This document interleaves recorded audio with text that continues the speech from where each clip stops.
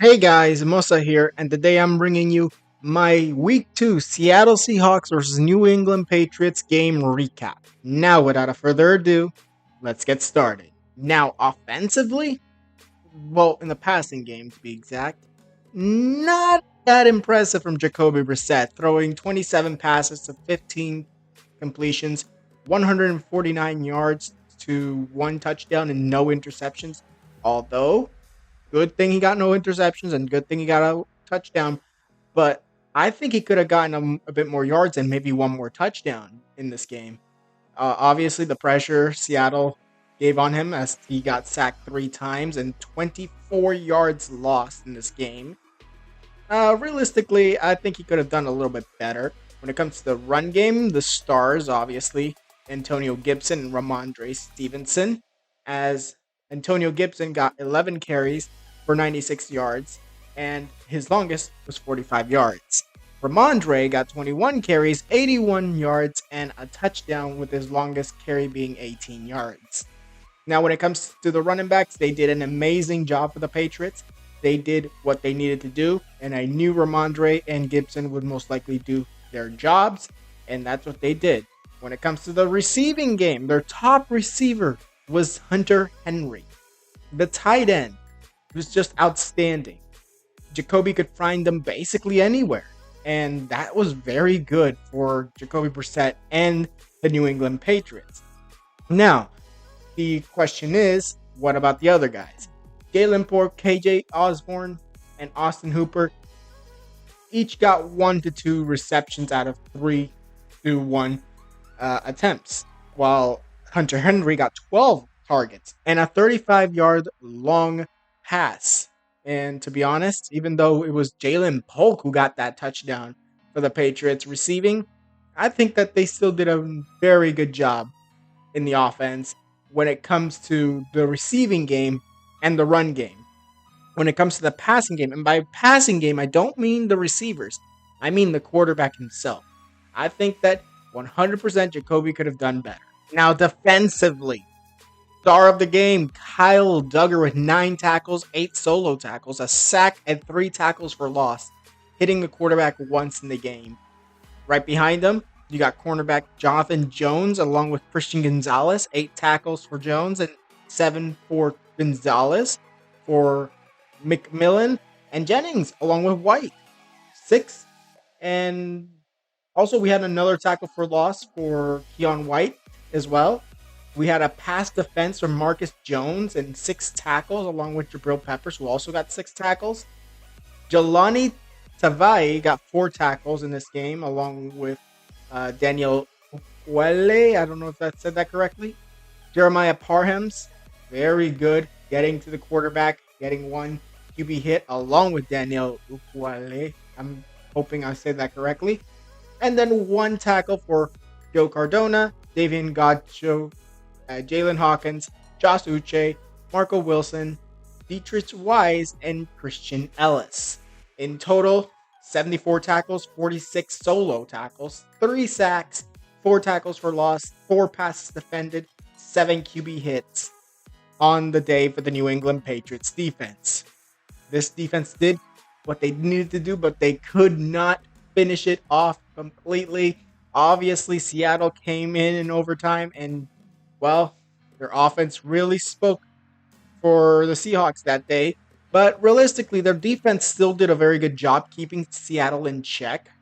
And to be honest, I think Seattle could have actually lost in the overtime if it wasn't for the defense of Seattle, which I'll be talking about later. But for right now, I think that this was a very good defensive game for the Patriots, just not good enough.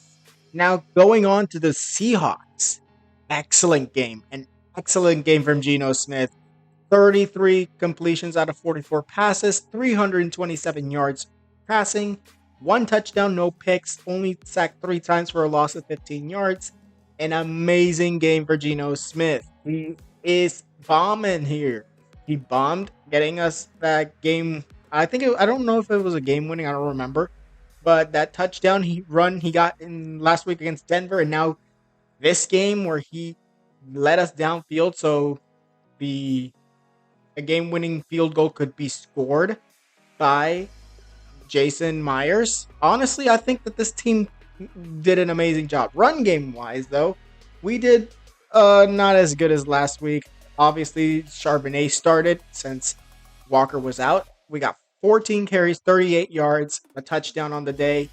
Very good stats, but just it's not what you want to see. Like, yeah, he got a touchdown, but like he should have gotten a bit more. And I think that the offensive line being a little hampered is the reason why that happened. But the real offense of Seattle comes in the receiving game. 129 yards, 10 receptions, and a touchdown for DK Metcalf, long 56 yards. Then you get 12 receptions for 117 yards and no touchdowns. For and the longest pass being 24 yards for Jackson Smith and Jigba. When it comes to everyone else, it's mostly like 5 to 2 passes completed and like under 30 yards receiving. Obviously, this game was incredibly good for Ninjigba and for Metcalf. These two are very good receivers for the Seattle Seahawks, and I expect them to do well in the future because, to be honest, you also got guys like Tyler Lockett and Noah Fant just in case, like, oh, I can't find Njigba or Metcalf. I got these guys down here. I'm going to see if I can get one of them open. And honestly, that's one reason why the Seahawks actually won this game. And to be honest, we might be winning some more games if we keep playing like this. Now on to the Seattle defense. We got Rayshawn Jenkins, 9 tackles, 4 solo tackles on the day. Tyrell Dodson, 8 tackles, 4 solo. We got 7 tackles, 7 solo. All of them were solo tackles. And 1 pass defense from Julian Love. Devin Witherspoon, 7 tackles for 4 of them being solo. Then you get 3 solo tackles out of 7 for Tyrese McKnight. Jaron Reed, 6 tackles and 3 of them being solo tackles. Then when you got Boye Mafe, 5 tackles, 4 solo tackles, a sack, and a tackle for loss with 2 QB hits. Devon Wallace, 4 tackles, 3 of them solo. And then you get Jerome Baker with 4 tackles, 2 of them solo, and a pass defense. Then you get your Leonard Williams. I don't know why I would say Jerome, but Leonard Williams with 4 tackles and a solo tackle, 1.5 sacks, and a tackle for loss with 4 QB hits on the day. Rookie Byron Murphy II, 4 tackles, 1 solo tackle, 0.5 sacks, and that was mostly due to helping Leonard Williams on that one. You get 1 tackle for loss and a QB hit for the rookie. And then Jonathan Jenkins with 3 solo tackles, all of them himself. That's how many tackles he got on the day. Tariq Woolen, same thing. 3 tackles, but Jonathan Jenkins did get a tackle for loss. Then you get 2 tackles, for Derek Hall and a QB hit. While Draymond Jones and Trey Brown both got 1 tackle, and each being a solo tackle. But Draymond Jones with a tackle for loss and a tackle for receiver Jake Bobo. And to be honest, Seahawks did a very good job defensively. Yeah, you kept them to 20, and that's what we needed. And honestly, keep at it. This is what Seattle needs defensively. And honestly, I don't expect anything bad from Seattle if they keep performing like this. Now, kicking wise, both teams did a very decent job, and Jason Myers getting all 3 field goals completed, along with his 2 extra points. In total, 11 points, and his longest field goal being a 44-yarder, while Joey Sly getting 2 of his 3 field goals completed, a 67% of success. Then you get 29 being his longest field goal, and 2 extra points.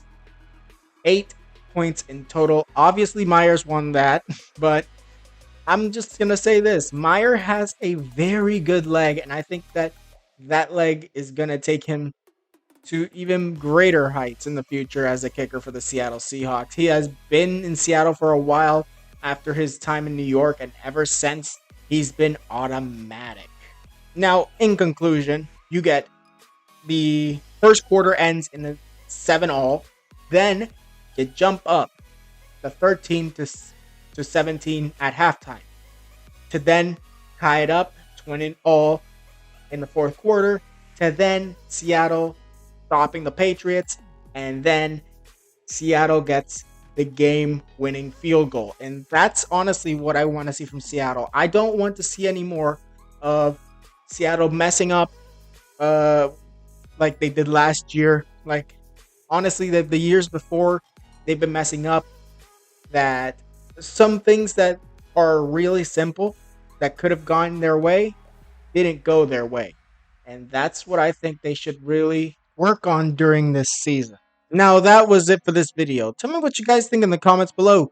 What do you think? Who is the better team realistically, like overall? Like, who do you think is better, the Seattle Seahawks or the New England Patriots? And if you're any Patriots fans, how did you think about your team in their week 2 matchup?